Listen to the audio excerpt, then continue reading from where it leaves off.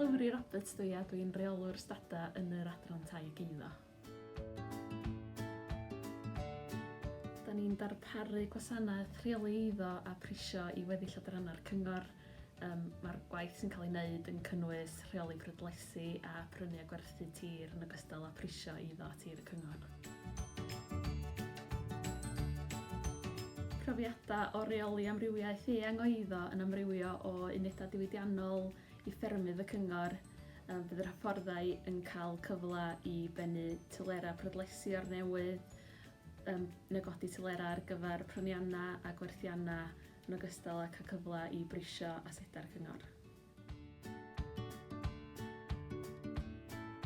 Bydd yr hyfforddau yn cael cyfle i ddilyn cwrs gradd meistr ym Mhrifysgol John Moores yn Lerpwl.